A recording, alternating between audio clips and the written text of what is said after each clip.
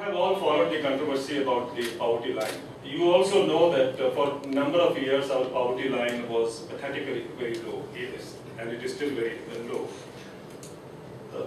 32 rupees and 26 rupees now, which is also being lowered to 28 rupees and 24 rupees is the poverty line. And earlier, of course, it was 19 rupees and 14 rupees. You know, it has always been like 17 rupees and 12 rupees. I'm talking of the urban and the rural areas. And it was always, you know, something that I would always question the wisdom of these planners as to how could they be trying to betray the country's interest by keeping such a stringent poverty line all these years. It's not one or two planning commission. It's subsequently so many people who have, you know, come out with the poverty line definition that I think all of them have to be held responsible for this betrayal, I would call it, to the nation. Why I feel it is, let me get with a simple example. You know, in the village, somebody fell in the well. Now, well, the people had collected. The people had collected there and they were trying to see, the well was about 200 feet deep. So they were trying to figure out, you know, how to pull him out of the well. The economist happened to pass by. Please don't mind if I step on the wrong toes. He happened to be passing by. And he said, hold on. I'll try to see what we can do to really pull out this man. So the planner, he was a planner also, so he went there and he made a quick calculation with his arithmetic and said, the well is 200 feet deep, but you need to bring me a rope of 100 feet. You know, economics, so 100 feet. Because he had done his arithmetic, he could see the kind of energy levels, you know, the kind of the money that would be involved in the rope and all those things. So he worked it out that for the 100 feet, the man can, with his own energy level, can walk up the well. And for the next 100, he could be pulled up by the well. And you would all agree that eventually the man was drowned. Now, this kind of economic thinking has prevailed in this country for last so many years. You know, if you have a poverty line which is not even half of what actually it should be, the poor are actually going to drown. Whatever effort you might make to pull them out, you know, nothing can work successfully. And we all know, you know, the efforts that we have made to cover up the poor in this country. You know, nobody wants to talk about poor and poverty. Now, having said that, I think it tells us as to where the planners have always faltered or looked at it with myopic intentions as to what the country needs to do. Let's now move on to the broader issue that we have to discuss today, agriculture and food security. The Prime Minister, addressing the 66th UN General Assembly, had made a point. And that time when he made the statement, I was really appalled. I said, how could, you know, for a change, the Prime Minister be so sensible in accepting? And that's what he said. He said, at the 66th General Assembly in New York, he said that at a time, sometimes back, we were told to appreciate privatization and globalization. And now, he said, we are being told to manage the negative impacts or try to see how we can address the negative impacts of globalization. I thought here was a very clear message, you know, and coming from Prime Minister, the message should have also percolated down to the Planning Commission and the planners and the Cabinet, that, you know, there's something going wrong with the process of globalization and privatization, which he himself accepted at the 66th General Assembly in New York, and very rightly said that the world is now telling us to cope up with the negative impacts. So the negative impacts were there for all to see, and I was very happy to realize that the Prime Minister had accepted that, you know, they were fault. But if you look at all his other utterings wherever he goes, and he being the chair of the Planning Commission, and if you have attended or listened to the time when he is addressing the full House or full Planning Commission meeting, look at his statements. It's just in contrast to what he has said at the UN. Probably, you know, we have a habit, Indians have a habit of saying something different outside the country and something different within the country. It's true with film stars who don't mind going and being topless abroad, but have all the problems if they do it in India. Now, there is something happening in this country that I don't know what the reason is. But somehow when we come to the country, we try to justify our understanding of all these economic issues by saying we have no other alternative but to go in for globalization, economic liberalization, and for privatization. Ladies and gentlemen, I am not here to debate on this particular issue whether globalization is bad for the country or neoliberalism is bad or good for the country. But let's look at some of the issues that really should be setting up, setting up some food for thought in our minds. When Montek Singh Ahluwalia suggests to Kerala not to produce paddy, and you can always depend upon paddy imports from outside the state, maybe from Bihar or other northeastern states. Actually, he's been very kind to be honest here when he comes to Kerala to say that you don't need to produce paddy. To the rest of the country, he doesn't say that bluntly, but he does say very clearly and loudly that we don't need to produce food, we don't need farmers, and it is the farmers who are actually eating more, and that is why the prices are going up. So all these things we have seen. But if you try to go a little beyond that, we realize that the issue that you mentioned in Kerala is something that also at the national level, let's see how it has figured out or how it is being developed. A few months back, he happened to travel to Oman. In Oman, he made a statement that India does not allow foreign companies to come and buy land within the country. Our law doesn't allow that.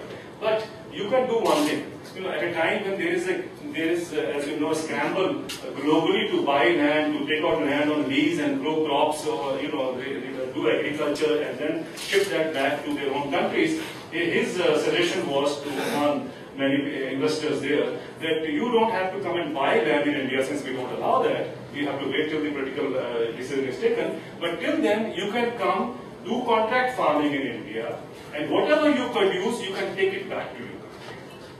Now, I thought for a country which has emerged out of the hunger trap only a few years back, quote unquote hunger trap, should have known what is the meaning of food security or food insecurity at the same time in a country like India, with a population of 1.2 billion. Let me take you back to what it means to have a food security dependent upon production within the country, how relevant it is or how important it is for a country like India, and how foolish it will be if we try to deviate from that, if we try to abandon that approach and move on to the neoliberal approach which says you need to be competitive, buy from where it is cheaply available. Let's look at that. And I think we have to go back a little time in history. In 1943, when India was faced with Bengal famine, we know millions of people died in Bengal, and it was in the backdrop of the Bengal famine that India got its independence in 1947. And of course, you all know that we were a food importing country at that time. Now, it was not that Jawaharlal Nehru didn't try his best to, improve the food production capacity of this country. He tried his best, and in fact, in 1955, he spoke from the ramparts of the Red Fort on 15th August 1955. He said that it is very humiliating for any country to import food. So everything else can wait, but not agriculture. Today, Mr. Chidambaram quotes half the statement. It is often quoted by even the Prime Minister. The statement they quote is, the statement they quote is, everything else can wait, but not agriculture. But I think if you look at the full statement, then you realize how concerned Jawaharlal Nehru was at the kind of food imports and the arm twisting that was coming along with it, that he wanted the country to become food secure. Then, of course, we went on importing food and food. In 1965, when India was faced with a terrible drought, which happened to be the year when India and Pakistan had the war, Lal Bahadur Shastri was the Prime Minister, and that year, particular year, we imported 10 million tons of food grains. The next year, Mrs. Gandhi came into power, and that again was a drought year, and we imported 11 million tons of food grains in 1966.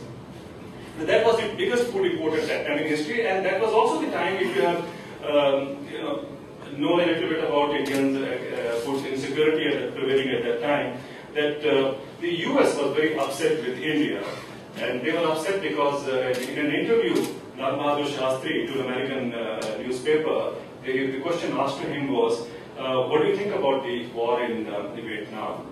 Lal Bahadur Shastri had replied, and I quote, he said, it is an act of aggression. Now that small sentence, it is an act of aggression, had annoyed the then American President Lyndon Johnson. So he said, let's teach India a lesson. How dare a hungry nation call America an aggressor? So it's very easy to teach a hungry nation a lesson, and that's to any hungry nation, the best way to teach a lesson is to go in for or stop food exports, and that's what the US did. I remember once talking to Mr. C. Subramaniam, the late C. Subramaniam, when he was then the food minister, and I asked him, I said, how did you cope up with that crisis when there was no food left in India? He said, yes, he recalled that there was a time when there was food in the country only for 7 days.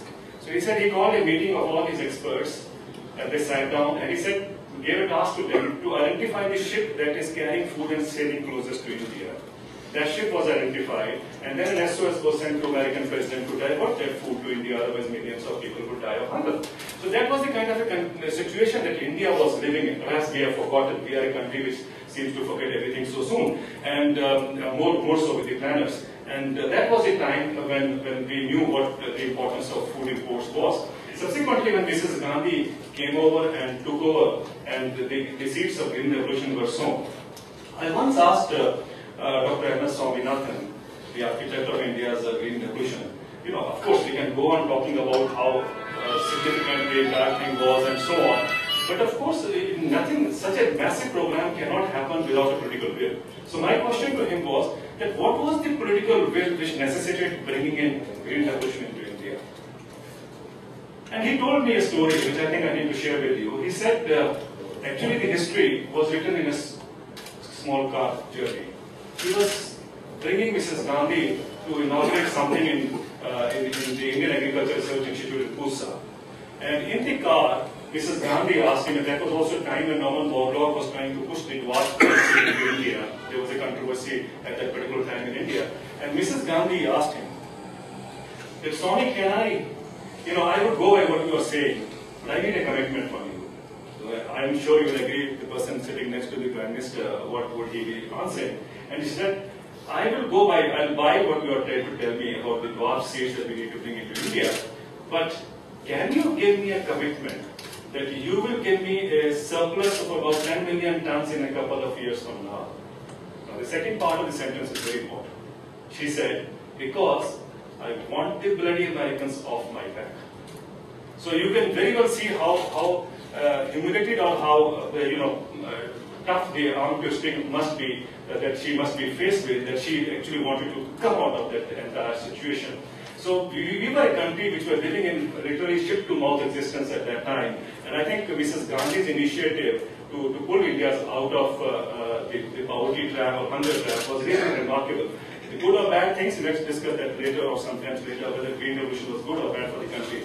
But at that particular time, we went into Green Revolution, which was subsequently called Green Revolution, because the idea was that we should start producing within the country and get away from this the complete dominance, because we were not producing enough for the country. So the rest, of course, is history. Now, 44 years later, we are now trying to dismantle all that we were actually doing to create that Green Revolution, to create that food security, or to create that self-sufficiency in agriculture. I have never seen a country which is been so short-sighted or so short in memory that you are trying to dismantle everything that actually pulled you out of the hunger trap. The policies that the government of India today has with that, the policy that the Planning Commission endorses are actually the same policies which were existing at the time of the Bengal famine in India. Now the same policies are being brought into India, and still we feel very happy that we don't have to be faced with another crisis in the days to come. But let's look at what Mr. Montek Singh Ahluwalia told Kerala, what it means.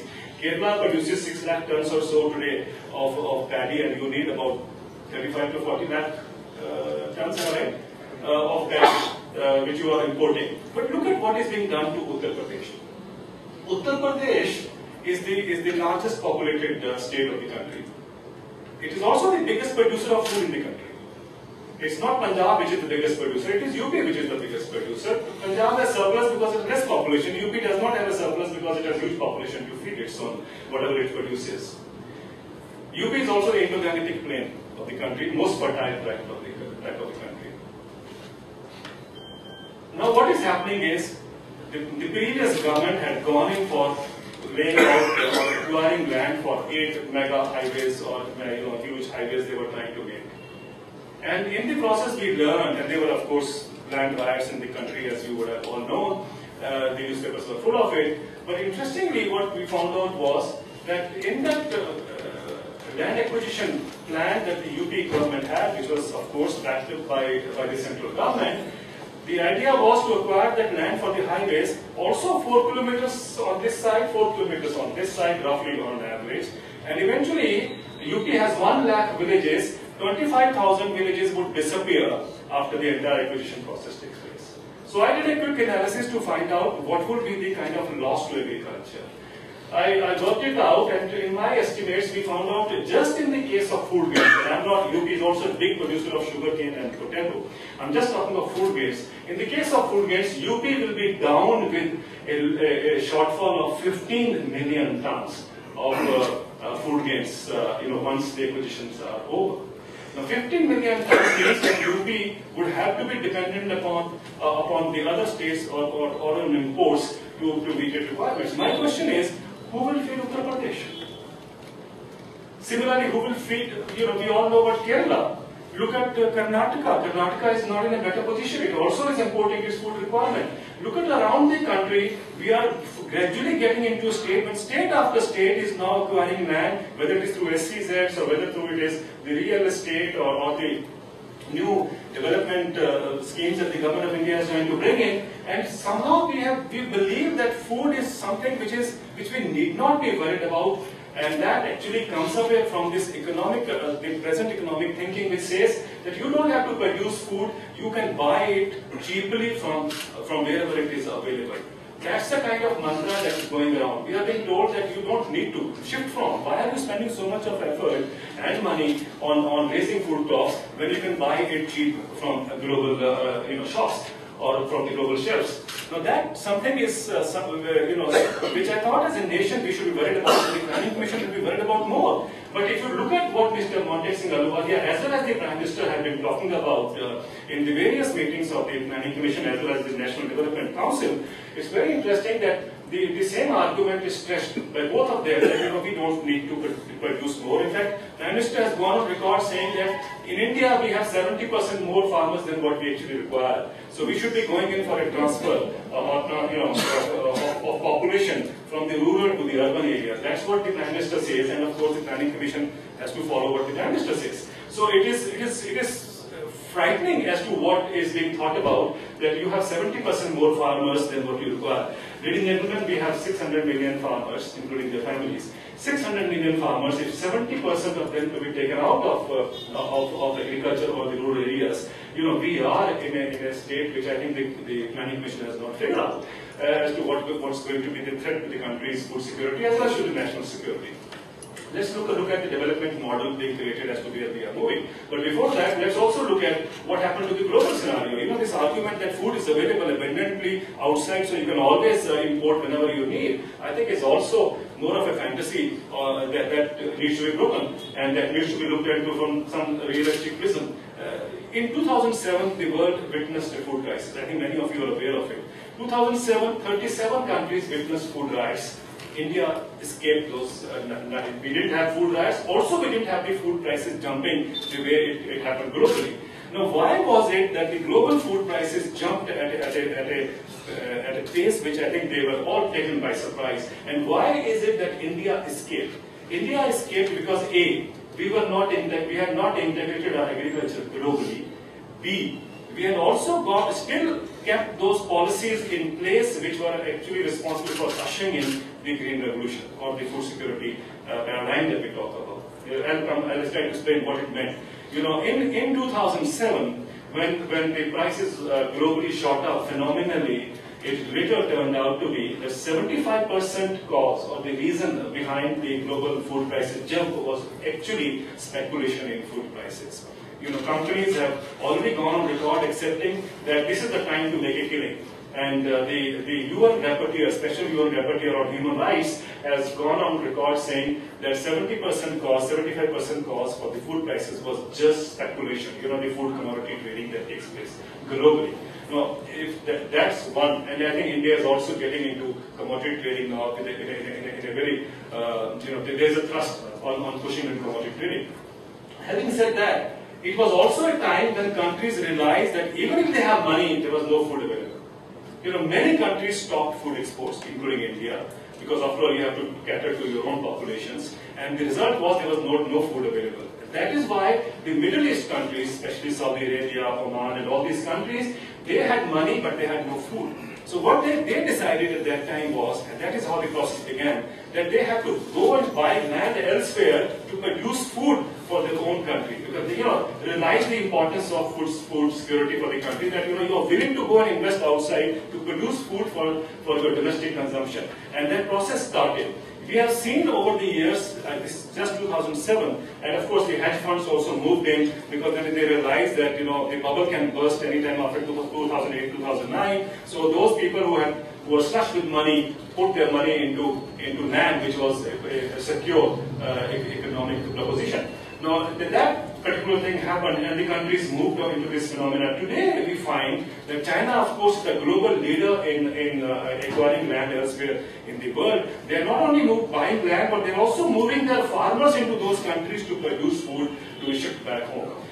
Countries like India is also promoting now, a process where we think that we can produce our food outside the country. You don't need to produce pulses within the country. Go to Burma. That's one country which is very good for pulse production. So the emphasis is on doing contract farming in Burma to produce pulses for bringing it back into country. And then, of course, in Africa, in Latin America, the banks have also, the Exim Bank is supporting that move, the Planning Commission supports that move, and also they are encouraging farmers to go and farm in other countries. What does it mean?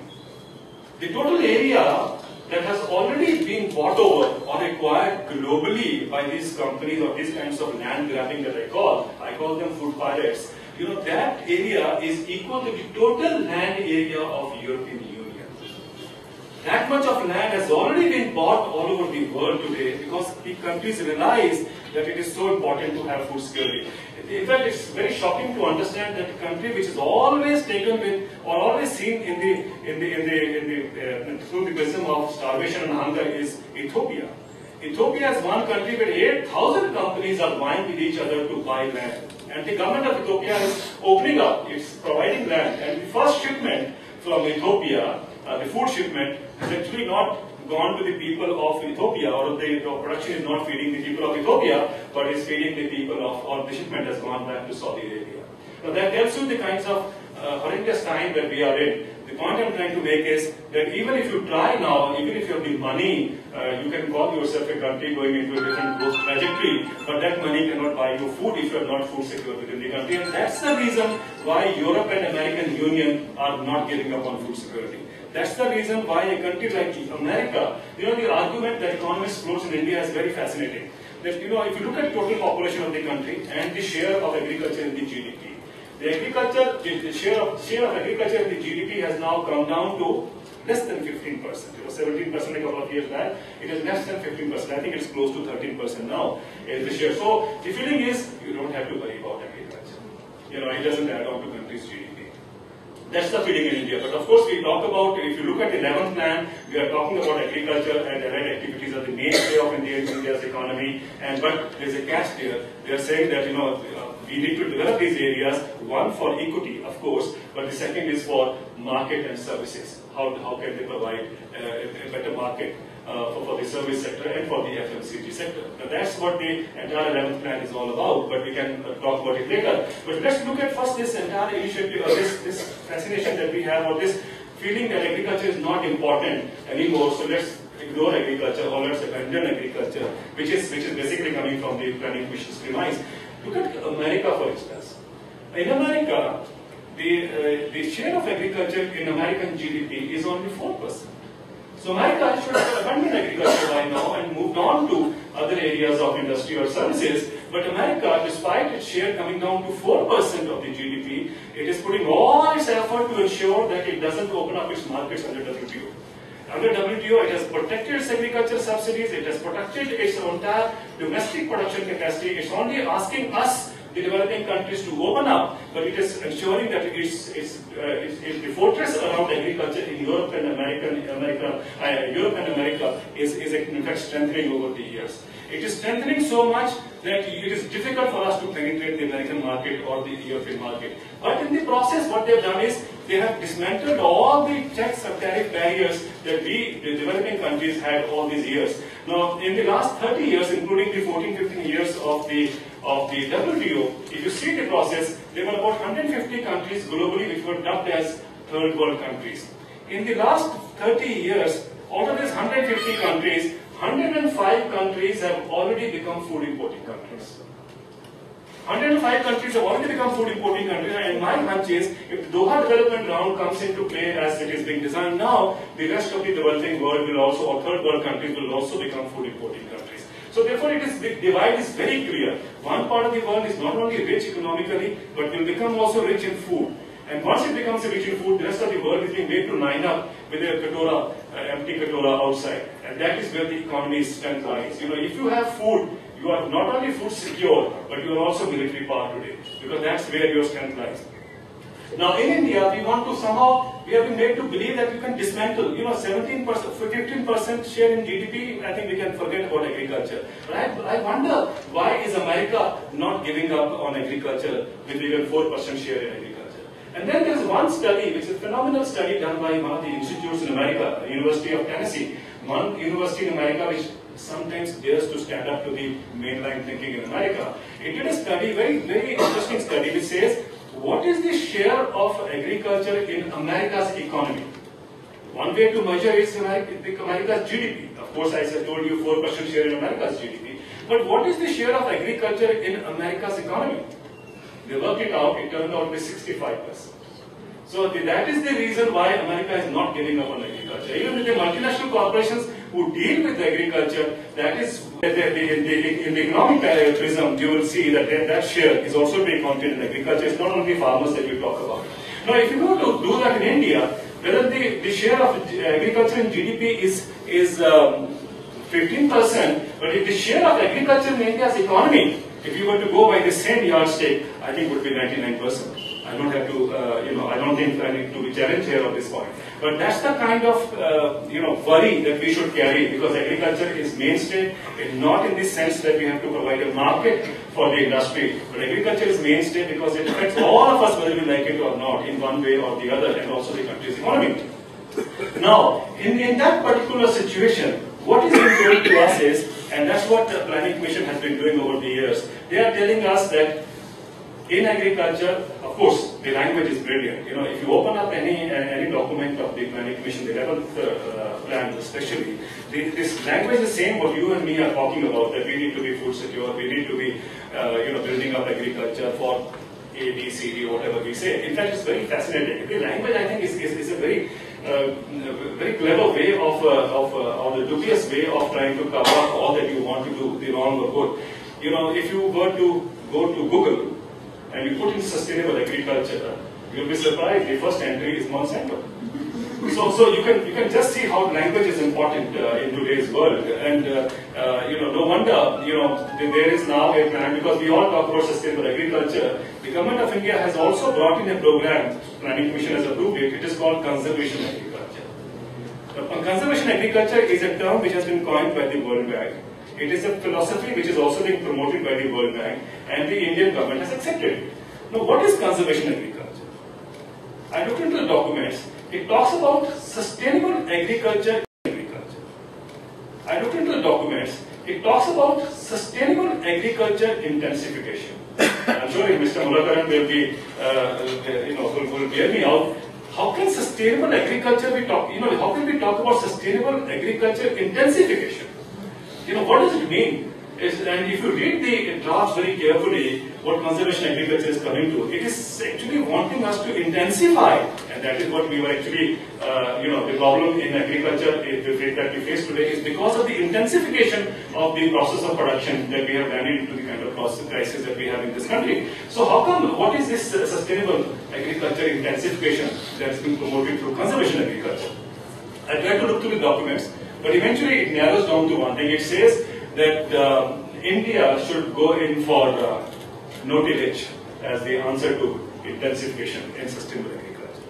Okay, so there is a debate going on. Not many universities are trying to tell us that zero tillage is what we should promote. I don't know whether it's right or wrong, but all I know is India as a country, their earthworm was considered to be the nature's tiller. And they have been tilling the land, as Bhaskar Sabe tells us, that each earthworm in its lifespan turns around 6 tons of soil. One earthworm turns around 6 tons of soil, that means it was in nature's tiller. And in a country where we have the nature's tillers, America does not have earthworms. So please, let's not compare ourselves with America. And the agriculture of America does not have earthworms. Now in India, we had earthworms. We were a tropical country. And I thought once you have that, there can't be zero tillage. But we are being told that yes, you must go in for zero tillage. Why? Because there is an industry behind it. And if you look at what industry it is, it's fascinating. Now you farmers are being asked that they need to move on to the laser levelers. These are being imported, and now some components are being manufactured within India. Then of course you need to have the seeding drills, which would they're called like happy seeders or turbo seeders. These are the two components. Two machines that are already in the market. Then you have to have the rotary seed drills, and then you of course have to have a battery of or a number of herbicides that you also need to use for zero tillage. Now, interestingly, in the last few years, I have done my analysis and found that already 250 companies in India have started manufacturing all these products or these equipments for the farmers. So you replace one set of equipment with another set of equipment. So the farmers will now have to, earlier they were moving on with that kind of tractor hose and all those kind of things. Now they have to move on to these new laser-driven levelers and so on, and along with the multitude of herbicides, the pesticides that we need to require for maintaining zero tillage. So there is an industry which is already ready to promote conservation agriculture. So everything that we talk about in agriculture is actually driven with the industrial interest. Now, that is one phenomenon that we see, whether it's conservation agriculture. The other part that it's very interesting. Planning Commission was the one which was very keen on Jatropha as the fuel oil producing plant. And when this entire debate began, I remember the Planning Commission documents very optimistic. It said that by 2013, 13 million hectares in the country has to be brought under Jatropha, a biofuel plantation. And everyone is going gaga over it. There were so many companies getting into it. In fact, Planning Commission in 2004 set aside 1,500 crores for ensuring that 5 lakh hectares come under Jatropha in the next 5 years. Now 1,500 crores was for the particular 2004 plan. But if you look at now, the target is to bring in 13 million hectares. The entire thing has been punctured by a FAO report. FAO report has now said that all this expectation from biofuel were actually hyped, and there was no relevant data to support the analysis that the biofuel is really workable, or Jatropha is really workable as a biofuel.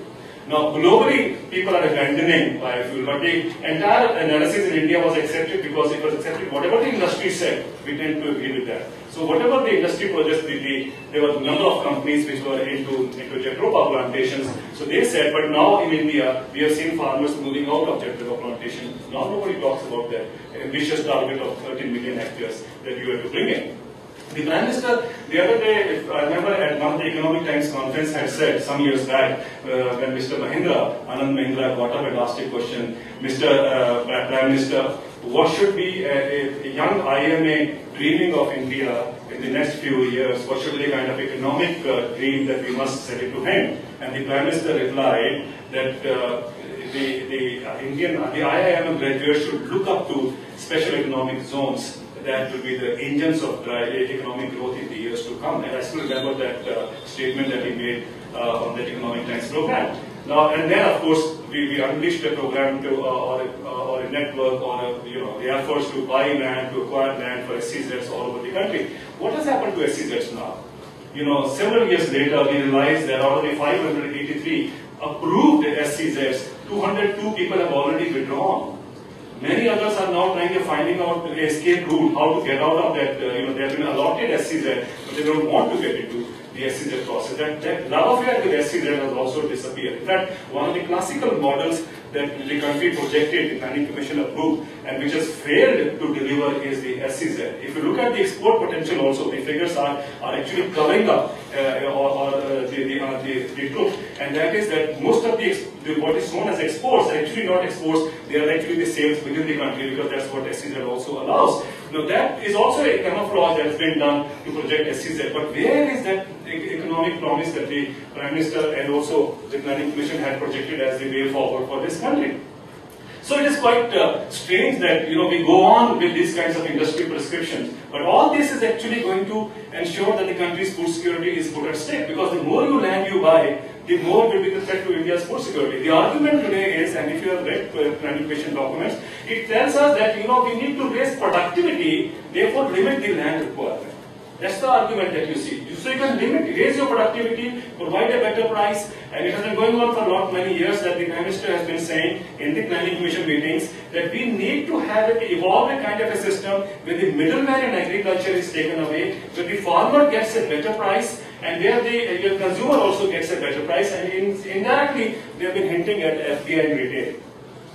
Now, FDI in retail has been notified, as you know. Let's also look at this new mantra that the government is trying to push in. And since you will not have much paddy in the days to come, so you don't have to worry about agriculture, but many other states, I'm sure, will have to worry about agriculture. And considering what FDI is, many of you would remember that advertisement on the television. A child runs, it falls in the mud, the mother picks him up and says, "Don't worry, beta, surf excel hai na." Whether it is food stocks rotting, whether it is the farmer committing suicide, whether it is the inflation that we see in this country, government says, "Koi baat nahi beta, FDI inflation, FDI retail aa jayega, to sab kuch ho jayega." So that's the kind of mantra which we have been made to believe is what's going to address all your issues, over the years. But let's look at it. What does FDI retail mean? Walmart is the world's biggest retail company. Walmart comes from America. Walmart has been there for 50 years. They recently celebrated their golden jubilee. Walmart is also such a big player that we would tend to believe that if Walmart was there, the American farmers should have been economically viable by now, or they should be doing very well in their own country. I'm sure you will agree. But if the farmers were doing well, there is no reason why farmers should be quitting agriculture. But over the last 50 years, we find that the population of people in agriculture in America has actually scaled down or come down from 10% in 1950s to less than 1% today. I did my calculations and I did the data search on the USDA database, and I found out that in America only 7 lakh farmers were left on the farm now. So when we talk of agriculture in America, it is the corporations which do agriculture. Only 7 lakh family farms left in America. Now these family farms, I'm sure if we were to believe that, let's say we not only take Walmart's contribution towards increasing farmer income, but we also take the contribution of commodity trading along with Walmart. I'm adding 2 things, not only one. Then the income of the American farmer should have shot up by now. But let's look at what is happening in America. In America, despite Walmart, despite the biggest commodity exchange in Chicago, despite almost every farmer having a computer terminal and also trading in these kinds of commodities, it is sad that we don't realize that the American farmers are alive today, not because of Walmart, but they are alive because the American government pays them agriculture subsidies. Now, there is something called as US Farm Bill. US Farm Bill comes once in 5 years. The last Farm Bill was in 2008. If you look into the US budget, you will not get any inkling of the kind of subsidies they provide to agriculture. But if you have to know what the subsidies in agriculture are, you have to go to the Farm Bill site where you find out, USDA site where the Farm Bill is being listed. So this provides in the last 2008 Farm Bill, the next one is going to be 2013, the last Farm Bill provided $307 billion of agriculture subsidy. Much of it was direct income support to farmers. Let me give you a couple of projections for what the subsidy direct income support is to the farmers in America. The argument in India is that in a globalized world, a farmer can only be competitive if he raises his productivity and matches the performance of the best countries. That's the argument. So the more your productivity, the more will be your income. and I have seen at many conferences across the world, that we all tend to agree, yes, after all, if a rice farmer in America is producing 7 tons per hectare, and an Indian farmer is producing, that's the average, 3 tons per hectare in India, then I think an Indian farmer has lost out. And so globally he is not competitive, so eventually he has to commit suicide at one stage or the other. That's the kind of thinking. So the argument is that you raise your productivity to that level. Let's look at America. American rice farmers produce a crop of $1.2 billion. That's the total output. They produce, the average productivity is 7 tons per hectare.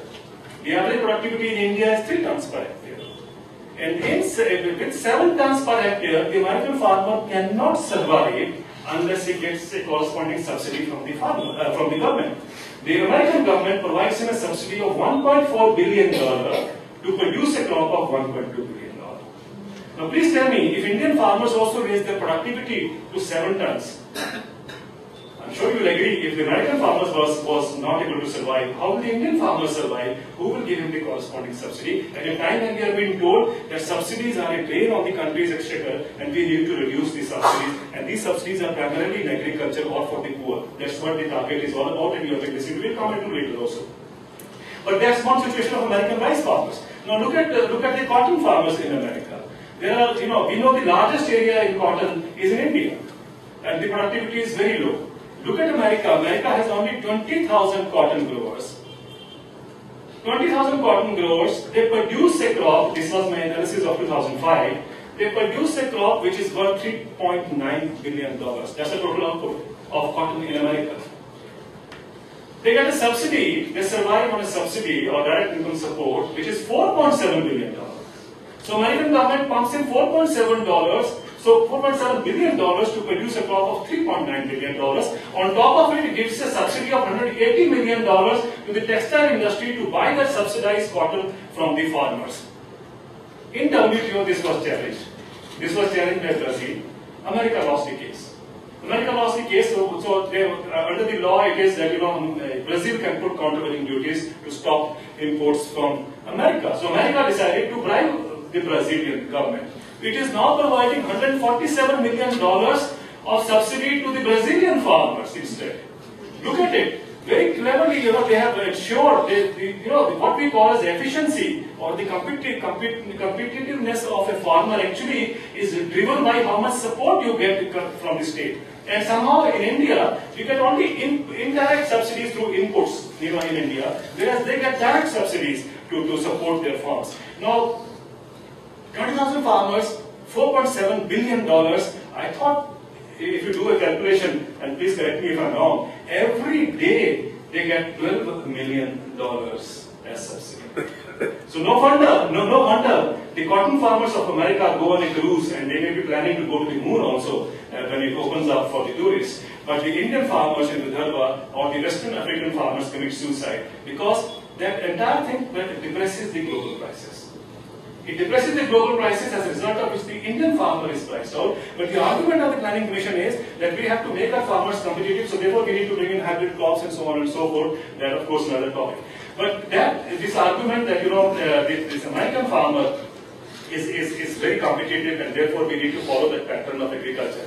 Also, this argument that Walmart has reduced prices for food commodities in America. The massive subsidies in agriculture, I gave the example of cotton, they actually reduce the prices. It is the subsidies which reduce the prices. It is not Walmart which reduces the prices. That's something which we must understand. The second argument is that the middleman will go away once Walmart comes into play. Middleman is somebody who is between the producer and the consumer. Walmart is not a consumer. Walmart is actually a big middleman which eats away the smaller middleman. It's like the big fish which eats away the small fish. Now, what happens in America? There are studies which show that before 1950, the average income that an American farmer, when he goes to sell his produce and sells his produce for $1, 70 cents was his income, which means 70%. In 2005, that income has come down to 4 cents, 4%. I thought if the Walmart has succeeded in removing the middleman, the income of the farmer actually should have gone up. Am I right? But on the contrary, we find the income has gone down drastically, from 70% to 4%. Why is it? Because now there is a new battery of middlemen which operate under the same heart. Earlier it would be, a middleman would be like me, wearing a kurta or a pajama or a dhoti and a kurta, in India. And so you know that he's a middleman. But now they come suited, booted with tie and with driving their Corollas or whatever. And you don't realize that they're middlemen, but they are under the same hub. They are the quality controllers, standardizers, certification agency person, the processor, the retailers, all these fellows, they are the ones who walk away with the farmer's pocket. And because the profits of farmers have gone down, those countries have realized that it is not possible for the farmers to survive from agriculture. So they are providing direct income support to those farmers. It's not only happening in America, it's also happening in Europe, where Tesco, Sainsbury, Carrefour, all these have been the major players along with Walmart in many countries. And we normally would believe that because of this, the income of the farmer is going up. You will be surprised, ladies and gentlemen, that despite all these companies operating in Europe, Europe is the biggest provider of agriculture subsidies all over. And despite the massive subsidies also, which is basically cornered by the corporations and the rich farmers, every minute one farmer quits agriculture. If Carrefour, Tesco's and Walmarts were providing so much of profit to the farmers, I see no reason why European farmers should be quitting agriculture despite also getting direct income support from the government. So it is very obvious that it's a failed model in America and Europe which we are trying to bring it into India in the garb of saying that it will provide massive opportunities for the farmers. In agriculture, the other argument is that wastage of food. So you have seen on the television food rotting in this country and so on. So we have been told that 40% food goes waste. I don't know who did this analysis. But nevertheless, even if you accept that, the argument is when Walmart comes into it, it will provide you these structures, the supply chain, providing the cold chain and the bigger storage houses and so on. In America, does Walmart do the job? Nobody has ever looked into it. It is not Walmart's responsibility to provide for storage in America. In America, the storage is provided by either Cargill, ADM, or it's a shit companies, which are the trading companies, grain trading companies. It's not the job of Walmart to provide storage. In fact, if you look at the back-end storages that they talk about, it has, at least I don't know of any country where they have provided that. But nevertheless, there is an argument that it will help get rid of our crisis situation in agriculture. Now move on to the other situation of creating employment. Anand Sharma goes on saying that we have crores of jobs now being created. I don't know. He could say 2 crores also. Who cares? You can go on making statements. But the fact of the matter is, let's again compare Walmart with the Indian retail sector. The Indian retail sector, ironically, is worth about $400 billion plus. That's a turnover. In the Walmart's turnover is also $420 billion plus, the annual turnover of Walmart.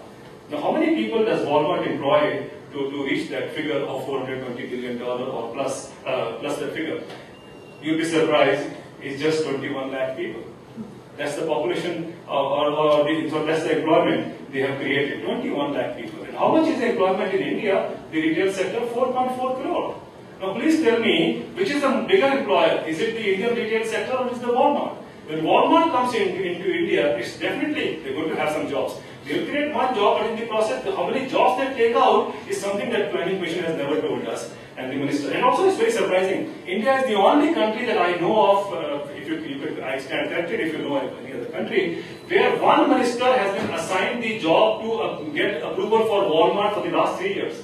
Anand Sharma is the minister who's only been with only one job, convinced the chief minister, convinced everybody, built up the atmosphere in the country on getting approval for FDI retail. Why should that happen? I wish there was a minister who was supposed to be assigned a job for removing hunger for the last 3 years. And I'm sure much of the hunger would have been removed by now. But look at the priorities of this country. We are more concerned about Walmart. Nobody is concerned about fighting hunger in this country, whereas everything is supposed to trickle down to remove poverty and hunger.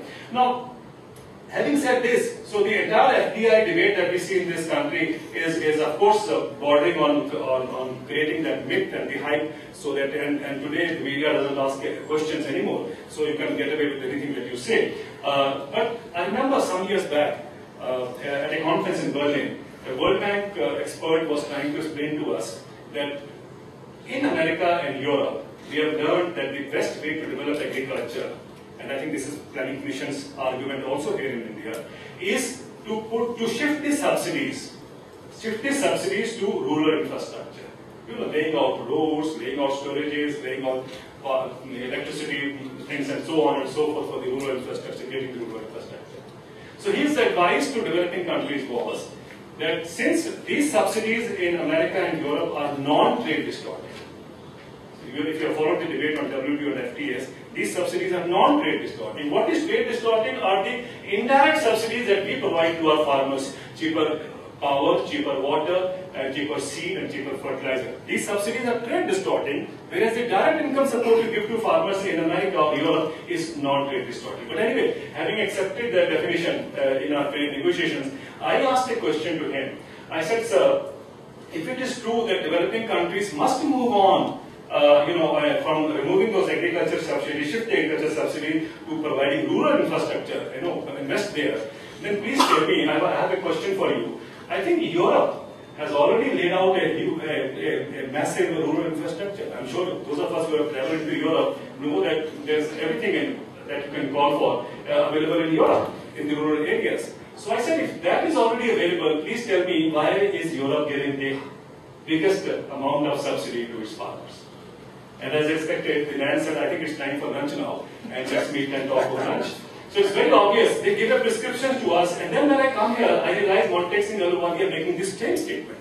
And I countered him. I sent him an email, which he responded to me also very politely. And I said, your statement, whatever you have said, is actually what has been presented in the Berlin conference. And I want to tell you that it only shows me that whatever you are doing at the insistence of the World Bank. He, of course, didn't agree with me. That's fine. But the point I'm trying to make is, if you look at the World Bank documents goes a step further. It says that a country like India should also be, as the Prime Minister says, moving its population from the rural to the urban areas in India. And it says that those people who are in agriculture today, and the younger people in agriculture are actually unskilled. They're unskilled, they don't know anything except for farming. So when you move out this population into the urban areas, you need to teach them how to become industrial workers, industrial laborers. So therefore, there is a need for setting up a number of institutes in India to train these people to become industrial workers. And I wasn't surprised, this was the 2008 World Development Report which said this, and subsequently in 2009, Chidambaram, as the last budget of his, as the previous finance minister, he made an allocation for setting up 1,000 ITIs across the country. If you can see the connection here, the World Bank says you do this, and the finance minister makes a provision to set up 1,000 ITIs across the country to train the farmers, young farmers, to become industrial leaders. So the process had begun. It has been driven by some interest somewhere. And this reminds me of a story. In 1996, I happened to be at this MS Swaminathan Research Foundation in Chennai, attending a conference there.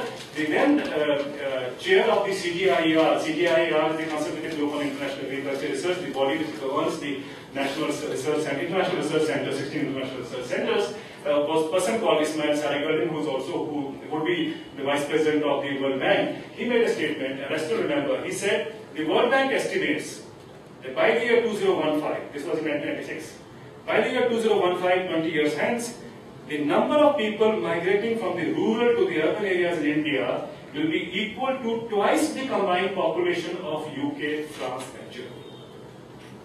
The combined population of UK, France and Germany, ladies and gentlemen, is 200 million. It has stayed at 200 million all these years. 200 million means that what the World Bank had projected in 1996 was 400 million people will be migrating from the rural to urban areas in India by the year 2015. This is more than the population of America put together. Now, 400 million people I thought was a warning to India, that you must correct your policies to ensure this does not take place. But if you look subsequently at the World Development Reports, ending with the 2008 World Development Report, 2008 World Development Report actually makes a suggestion to the government of India how to make that possible. How to do it now, the time is nearing, that you must move 400 million people out of agriculture or rural areas into the urban centers. Now that's the path to growth. That's the economic model of development. You need to take out people from agriculture, move into the urban centers, industrial use, then only there will be economic growth. That's the model that they follow. But ladies and gentlemen, I'm sure you will agree, 400 million people, I don't think we even understand what is 400 million.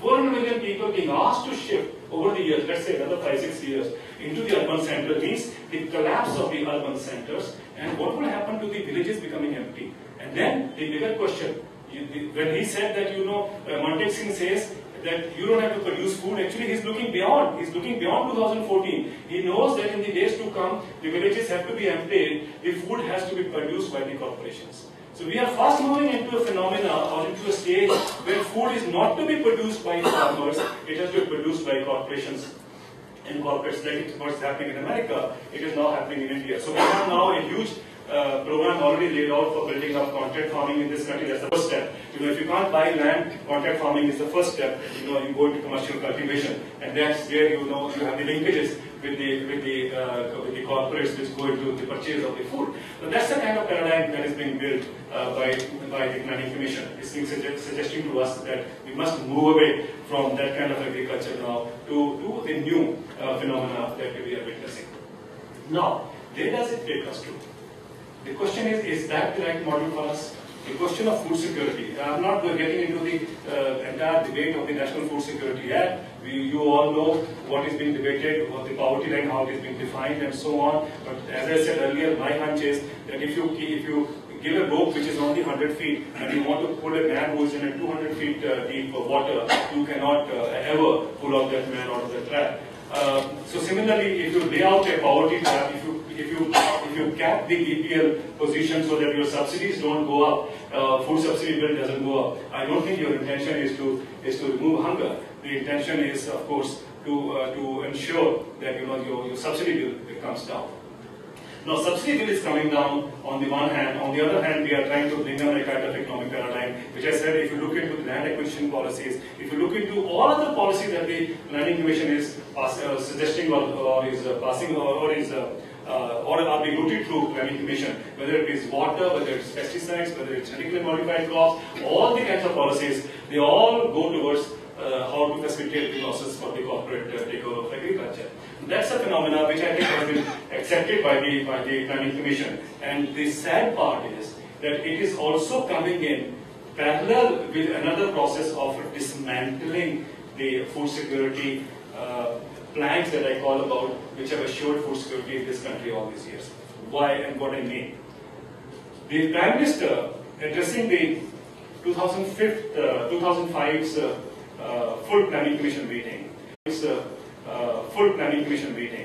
had said that the time has come when we must link farmers with the markets. His suggestion was that let's, as a first step, amend the APMC Act. The APMC Act has to be amended. The argument is, let the companies come and buy directly from the farmers. Farmers will get a better price, and the cartelization that is taking place in the mandis will go away. So the idea is that we move away from that system of agriculture, which, as I told you, Indira Gandhi had built, to a new paradigm of agriculture. Now let's try to understand what it means. APMC Act came up at the time when we set up the mandis in India. Along with the Green Revolution, there were two planks of strategy which were very important, which I think were remarkable efforts made by Indian planners then. The idea was that if there is a surplus coming in, agriculture surplus, the prices would dip at the time of the harvest. So the farmers had no incentive to go on producing the same crop. So we must provide a assured or a minimum assured price to the farmer so that his incentive or his interest in the crop remains. That is why the Agriculture Prices Commission was formed, and we had the MSP phenomena coming in the country.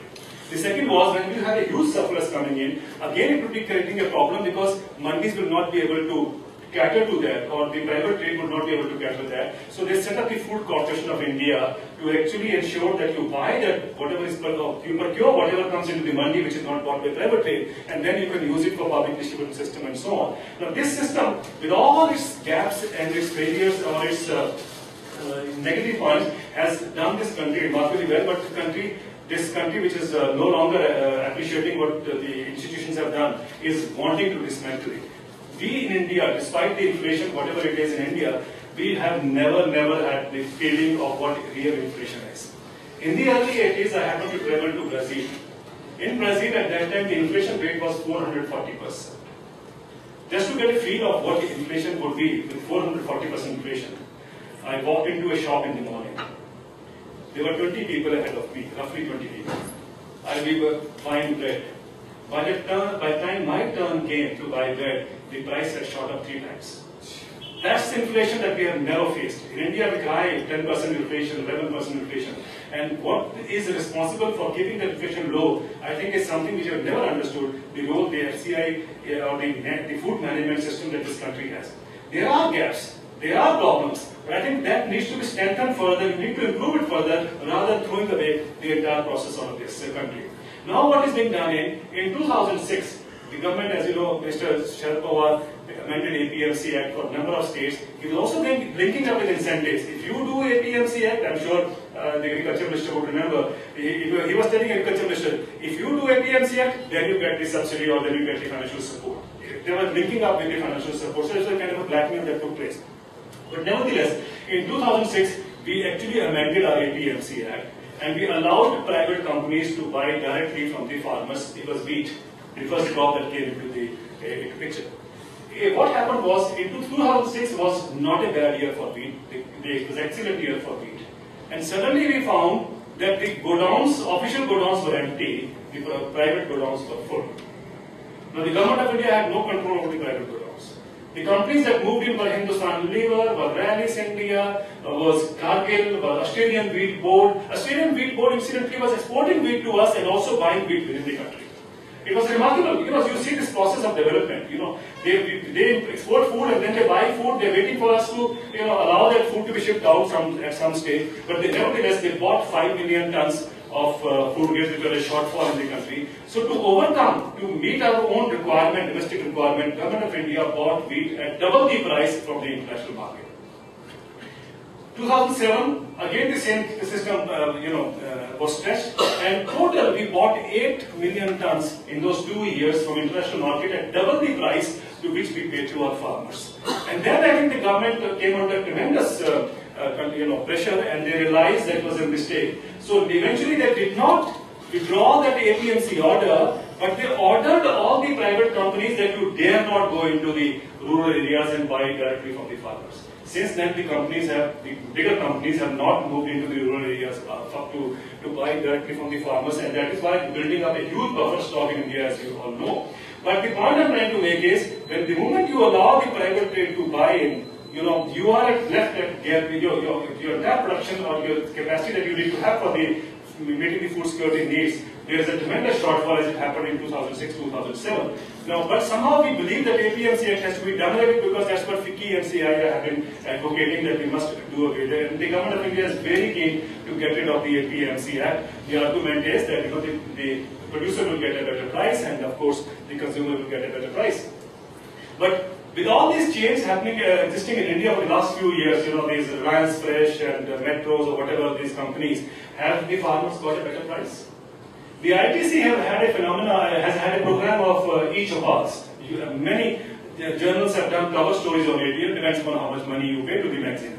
But they have done cover stories on the wonders of e-Choupal. But where is the Madhya Pradesh farmer gaining from e-Choupal? These are the things which have never been looked into the way they should have been looked into, whether it really benefits the farmer. But the idea of e-Choupal was to prepare for the kind of movement that the country is getting into, which is linking up with the corporates. So the idea is that you produce cheaper food here, and then it will benefit the corporates. They buy directly, and e-Choupal would be the kind of a linkage of the labeling center which does it. But nevertheless, let's move on from e-Choupals and see where have the corporates, these retail chains that have come up in India in the last few years, have they really benefited farmers? And also have they really benefited the consumers? The consumers are happy. In fact, I've always been saying consumer is not a king. Consumer is the most idiot person on the planet. You can sell him anything if you know how to sell. You can even sell him poison, you pack it very nicely and sell it to him, he will accept it. Now that's the kind of consumption pattern that we see all over the world today, and that is why Mrs. Obama is putting all the pressure to drive out those companies which are resulting or which are getting the younger children in America become obese. So she's driving all those companies, especially cornflakes and so on, all these companies out of America, and India is welcoming all those companies in. We are saying we will bring in investment, so therefore it is valuable for a country like India. They are driving them out, and we are welcoming them in. So that's the kind of development model that I'm sure Montech would be very happy, because that increases the country's GDP. But having said that, the argument that this APMC Act and so on, and these companies that came in fact, there is a study for various cities. If you see, but many times you are not able to pick up that. But NABARD study for Hyderabad. Hyderabad has about 30 bigger supermarkets, chains, shops operating for selling vegetables and for all these things. And according to NABARD study, they found out that the average price in these shops was about 20 to 30% higher than what was there in the open market. This is NABARD study, not a study done by us. Similarly, if you look at this study, there's a study done by the horticulture department in Bangalore, which tells us that the quality of vegetables and fruits in the supermarkets in Bangalore was poorer than what was available outside the market.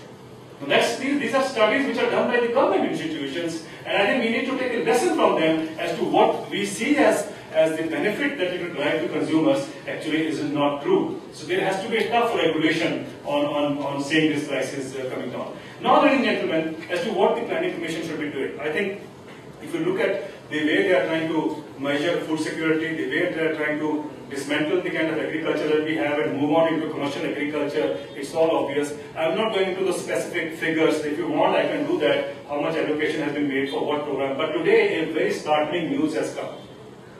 The startling news is, every time hunger and poverty is shown on the television or on the newspapers, you always talk of Sub-Saharan Africa. I'm sure all of us agree to that. Sub-Saharan Africa is the worst case. But today, the State of Children report produced by one of the international NGOs has come out with a report which says, globally, India is at the bottom of the child nutrition across the globe. Among the stunted children, they have done the child nutrition mapping, and India occupies the first position from the bottom. And I think that should tell us that in all these years of economic development and the policy planning, if India figures as far as child nutrition is concerned, and the Prime Minister himself had said that he is ashamed to see 47% of India's children malnourished, I think it is quite obvious where the planning process has helped the country.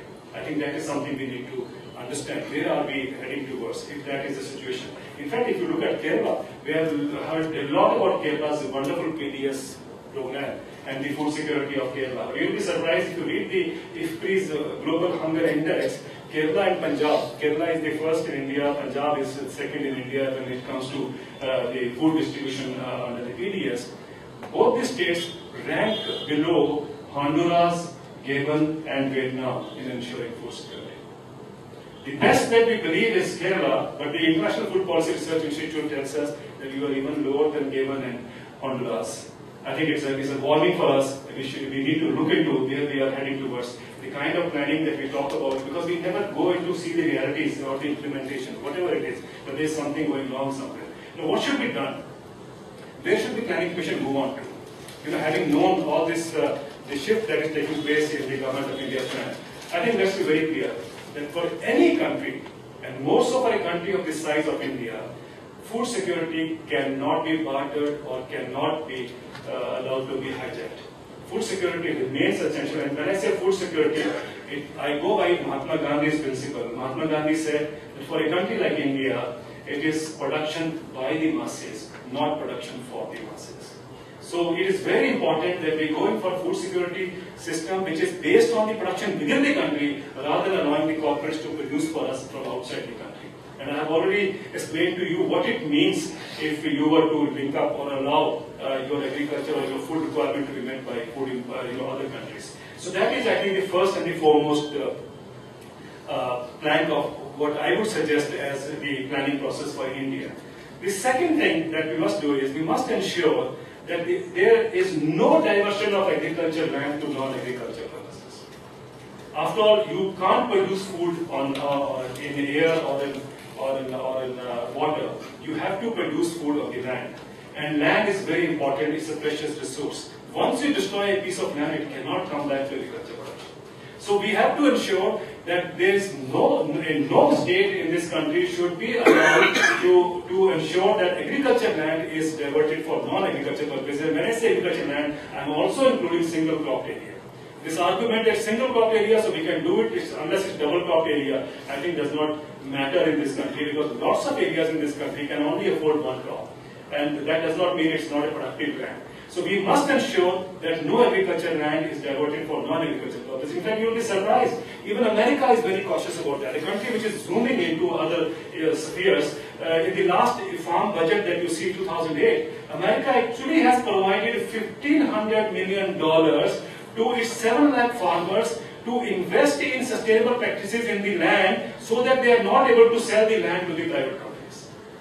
See, America is also very cautious about it. They want the land to be protected. They are a country which can afford to buy food, yet they feel that land is very important for the production of crops, so they are giving money. I think in India, the kind of corollary we have that, we will give those who sell out their land for 30 years, we will be giving them 3,000 rupees per month or so. I think it's an idiotic policy. If we are really serious, we should give 3,000 rupees before he sells the land so that he does not sell the land.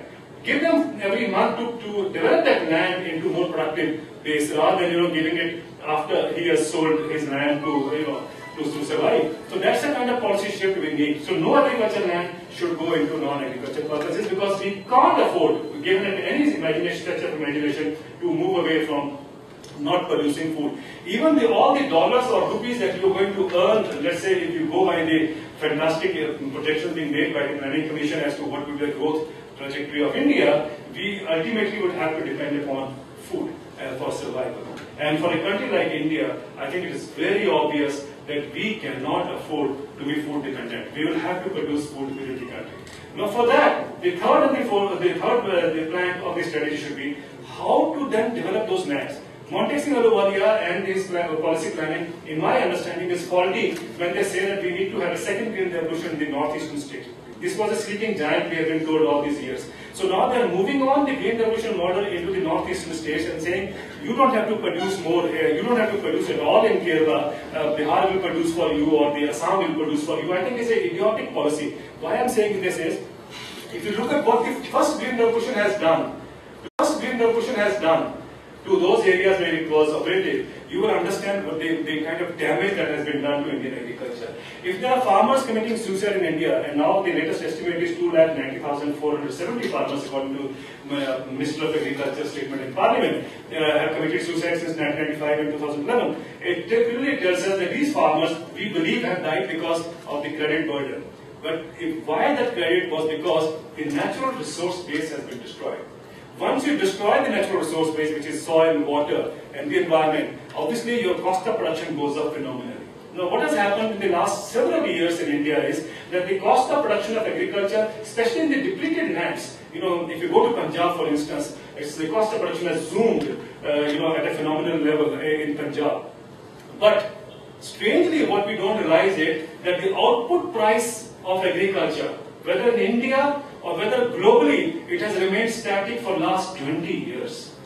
20 years, UNTAD tells us that the output price of a farming commodity everywhere in the world, if you adjust for inflation, is same that you were getting 20 years back. So imagine if you and me, our salaries were to remain frozen for 20 years, I'm sure half of us would have been dead by now. Now imagine the farmer surviving despite the input cost going up, his output cost has remained static for last 20 years. In fact, I have a document of FAO I can share with you. It tells us in 2001 to 2011, the output prices of agricultural commodities along in the international market. I give you just one example. Milk. Milk, the output price in 2001 was $95 per ton. In 2011, it is also $95 per ton. Rice, it is 2010 something, it is 2012 now. So like that, it is, if you see the figure, you see the graph, all over the world, the food prices has remained static. Now, what do you expect the farmer to do in a situation when the food prices remain static, his output price remains static? He eventually will commit a suicide, because the cost of production has gone up to such a level. The input prices have not remained static in the last 20 years. Now, what we need to do, therefore, is to not go bring in the second green revolution model in India or the green revolution model to Northeast. What we need to do is to learn from the Andhra Pradesh model of agriculture.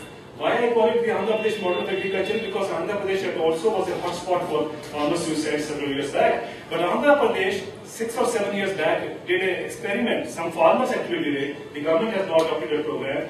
There is in Andhra Pradesh now, in all the districts of Andhra Pradesh, out of that, 35 lakh acres is under no pesticide management. They don't use pesticides at all in 35 lakh acres. Over the years, farmers have also stopped using chemical fertilizers in 20 lakh acres in Andhra Pradesh. So 35 lakh acres, no pesticides, 20 lakh acres, no fertilizer. And everyone will say the production should be going down, there should be a crisis in agriculture, the farmer should be dying. In fact, it has happened the other way around. The production is going up steadily. The insect attack has come down drastically. The farmers there, because the soil has improved, because soil fertility was almost zero otherwise, that has improved a lot. The environmental cost has come down, it is now much safer. And in fact, the health expenses of farmers, because most of the times farmer is spending much expenses on health costs because of pesticides that is inhaling or spraying, and the cancer or the other diseases that we see in agriculture sector. And that has come down 40%, as a result of which the entire economic viability of that region has not changed. Now that's the model. If it can happen in 35 lakh acres, it's a government of Andhra Pradesh program. If it can happen in 35 lakh acres, I am sure you will agree it can also happen in 35 million acres, and it can happen in 350 million acres if there is a push. If there is a push for bringing in second green revolution, it will do exactly what is happening to Punjab farmers. In Punjab today, if you look at the water level, you will be shocked. In Punjab, I don't know about Kerala, what is the water table, groundwater table situation here.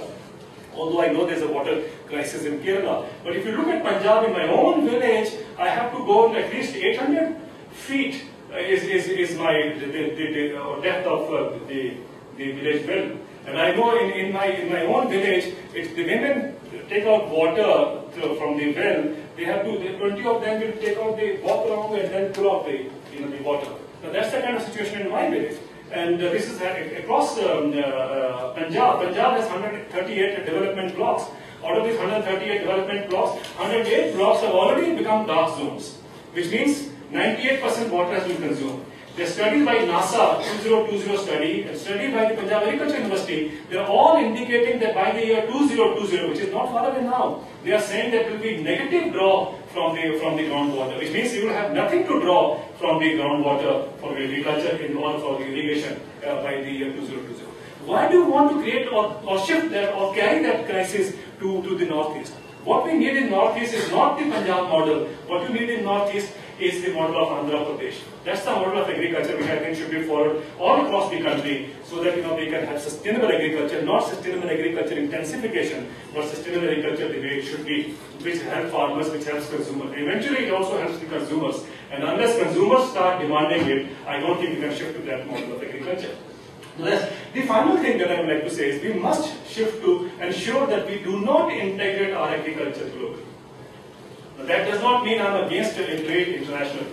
But the way the trade has been designed, the international trade has been designed, whether we like it or not, if we accept the Doha Development Round, as I said earlier, we are going to be a food importing country in the days to come. And the entire effort of Government of India through the Planning Commission is to turn India into a food importing country, because we believe there's no need to pump in money into this sector. We can buy food off the shelf. Now, once that happens, the horrendous crisis is before you. But more importantly is that will, in my understanding, would also trigger off or will also build up the Maoism that we are confronting today.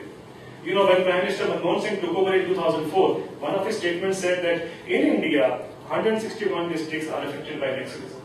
That was in 2004. Today, more than 230 districts are affected by Naxalism in India. And agriculture is the first line of defense against Naxalism. Once you destroy agriculture, destroy the natural resources, take over the natural resources, Naxalism is definitely going to come up sooner than later.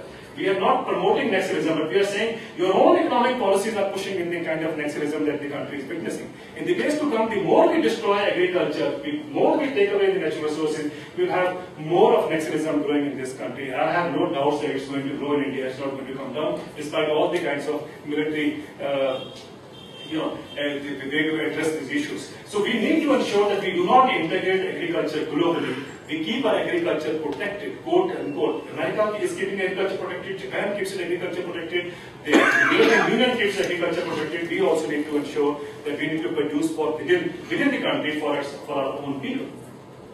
Now, can that be done? We have we are moving from WTO to FTAs. There are now 300 FTAs we signed, and if you look at We don't even realize what is going to happen. ASEAN was one agreement, but now there is agreement being discussed with not only European Union, but with America, with Australia, with Japan, with South Korea, you name it. Every country is trying to have an agreement with India, which is more devastating what the WTO has specified several years back. So I think if we were to follow these 4 or 5 principles and then build up our agriculture and food security on that need, I think we will be putting our country and showing food security for all times to come. And it cannot be done by the way the National Food Security Act is being brought in. National Food Security Act is only trying to legitimize the PDS system, which did not work for the last 40 years. The same system has to deliver in the name of the rights. But the same system which has failed to deliver, if they had delivered, India would be ranking 67th out of a hunger list of 88 countries or 84 countries. In every year, our ranking goes down in the global hunger index. So it clearly shows that that has not worked. But we now somehow believe that we can deliver the food security needs of the country through that system. I think that's not workable. What we need to really do is make agriculture profitable, make agriculture economically viable, and then also ensure that the country is able to build up self-reliance in fighting hunger. When I say self-reliance in fighting hunger, I just have to make a suggestion before you. There are 6 lakh plus villages in this country, out of which about 5 lakh villages produce food. Rest may be producing plantation crops and so on, but 5 lakh villages produce food. Please tell me, why should people be living in hunger in the villages where food is produced? Why can't we ensure that in that same village or in that same block, the food could be so judicially distributed that hunger is taken care of? This was a system prevalent in India. Those of you who have gone into studying the Gola system of Bihar, if you go to Patna, please look into the Gola there. Right into the heart of Patna city, there is a Gola, which was a huge grain bank right inside Patna city. But you can find out as to what exactly is happening, how the communities were actually sharing and caring, and food security. It wasn't a crisis in India several, 2 or 3 centuries back. It's because they had a system of food security banks. What we call as food grain banks. These were community-based food grain banks existing in India. At least 80-90 grain banks I know in this country, which are becoming a kind of oasis in the entire belt, where people take care of their entire food security need in a village or in a block or in a small cluster of villages. Now, if that can happen in a few villages, is a model of agriculture, a model of food security, which we need to spread across the country, which means local production, local procurement, local distribution. That's the principle we need to follow. And that will only ensure food security for the country for all times to come. And if you cannot depend upon Monsanto, Cargill, ADM or Walmart to provide food to our people, you have to ensure that the kind of resources that you have in the country, including the human resource, is something utilized in a manner that you are able to deliver or produce food within the country. But having said all this, why is it that it's not working? Professor Ramaswamy, if you have heard his name, is a man known popularly as the Cartman. I'm talking of the former director of the founding director of the Indian Institute of Management, Bangalore. Professor Ramaswamy, once addressing a conference, told us an interesting story. Now, please don't blame me if you don't like the story. But since it came from Ramaswamy, intellectual property rights, I think he owns it. He said that in a jungle, there was sometimes in a jungle, suddenly the water came up after the monsoon or the rains, and it wasn't possible. The river was flooded, so it wasn't possible for the animals to cross in from this side to that side. So the king of the jungle, the tiger, was given complaints by the other animals that we need to have a bridge over this river. So they said okay in a meeting. So they said okay. Let's go to the planning commission. Let's put a proposal to the planning commission. So a proposal was made to the planning commission. So a team went to meet the planning commission. And it was rejected. So when it was rejected, they came back and the tiger was unhappy, everybody was unhappy. So some other animal said, okay, we will try this time. So they put up a fresh proposal and went to the planning commission. The planning commission again turned it down. So they were having a meeting, and the tiger sitting there and nobody finding what to do now. The river is not coming down its level of this thing. So there were 2 donkeys sitting at the back. So these donkeys got up and said, sir, everyone has failed, give us a chance, let's go and try. So the king or the tiger said, okay, you also go and try. So both these fellows, they're two donkeys, so they went to the planning commission. So they came back and they got the approval. So when they got the approval, Professor Ramaswamy tells us that the animals asked the donkeys, or the king asked the donkeys, how was it possible? How did you do it? What remarkable thing you must have done before the planning commission. They said, no. Actually, when we went, one of us went in the group last time, so we realized that they weren't here because before the planning commission. So a proposal was made to the planning commission. So a team went to meet the planning commission, and it was rejected. So when it was rejected, they came back, and the tiger was unhappy. Everybody was unhappy. So some other animal said, okay, we will try this time. So they put up a fresh proposal and went to the planning commission. The planning commission again turned it down. So they were having a meeting, and the tiger sitting there, and nobody finding what to do now. The river is not coming down its level of this thing. So there were two donkeys sitting at the back. So these donkeys got up and said, sir, everyone has failed, give us a chance, let's go and try. So the king or the tiger said, okay, you also go and try. So both these fellows, they're two donkeys, so they went to the planning commission. So they came back and they got the approval. So when they got the approval, Professor Ramaswamy tells us that the animals asked the donkeys, or the king asked the donkeys, how was it possible? How did you do it? What remarkable thing you must have done before the planning commission. They said, no. Actually, when we went, one of us went in the group last time, so we realized that they weren't here because we realized that they're also like us. So then we realized if they're like us, it's better if we go and talk to them. So both the donkeys went and talked to the planning commission, and they got the project approved. So I don't know whether you get the message here, but I thought Professor Ramaswamy had given us a very, very strong message. Those who sit in the planning commission, whether you like it or not, and I'm not naming any individual, they are completely disconnected from the realities of the country. They sit in Delhi. From Delhi to watch the country is different than sitting in a village in Kerala and then looking at the country. I think that's something which we need to do. But somehow the people sitting there, they have all the imagination. They know what is good for the country, and they think that they only can carve out a roadmap for this country. I've discussed or debated, been with them a number of times, ladies and gentlemen, and I can only say before you that I've always come back disappointed. These are the kind of people that are destined to be our planners and our policy makers. We are not going to be looking up in at least in 100 years if this continues, this process continues. So what we need is, there's a time now has come. I'm not saying that you remove planning commission, because that would mean that then McKinsey and Syngenta Foundation will decide what is to be good for India. But I think what is required is we need to radically reform the planning commission itself. I think we need to move away from the kind of, the Harvard-educated people or the people coming in from Yale. Kaushik Basu, Raghuram Rajan is a new economic advisor to the Prime Minister. If you have heard their, statements they have been making, I think it is appalling that I don't understand whether they are our planners or they are American planners telling us what is good for America, India must follow.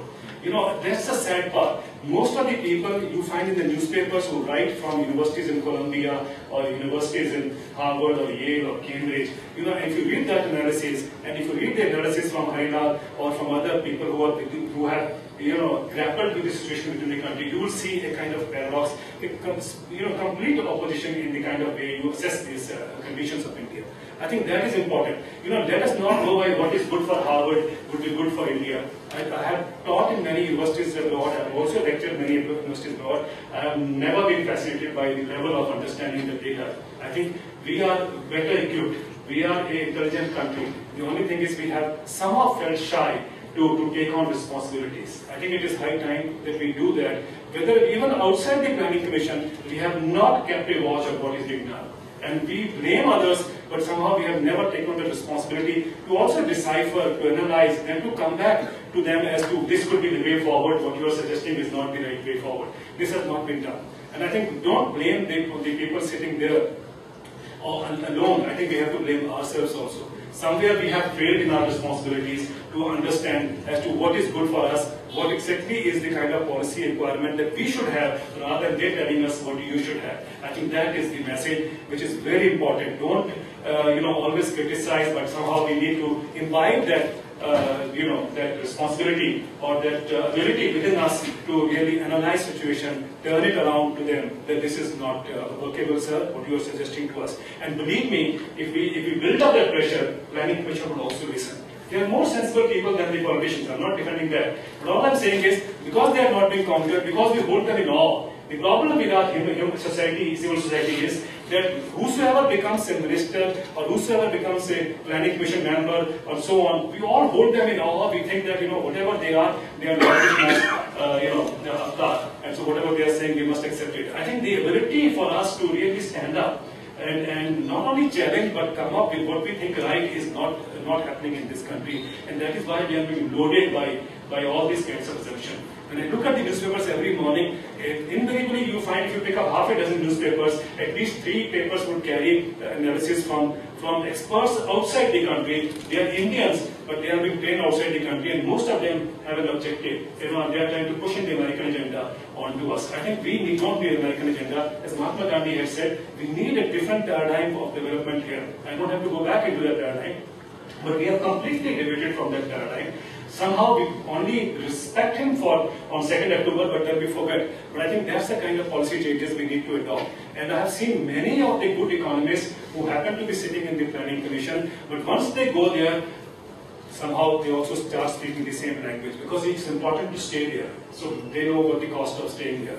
Whatever, but I think it's very sad, it's very tragic that we are being governed or being planned, or the planners are telling us that this is what the country should be doing as far as the most important issue of agriculture and food security, which actually is deviating from what the country should be in reality doing. And I think with that hope that some of us will take up that challenge one day to build up that capacity, or to take on that challenge of really trying to be telling the planners that this is not the right thing. I think we'll start seeing a change happening in this country. It is very important, therefore, and I have seen in my personal case that when I started working, leaving journalism and started doing this kind of policy research, believe me, I was also called to be a mad guy, to be a guy who doesn't understand all these things, why is he taking that risk and so on and so forth. But I can tell you, it's really, if your content is important, if your analysis is important, what you are doing is maybe it doesn't go with the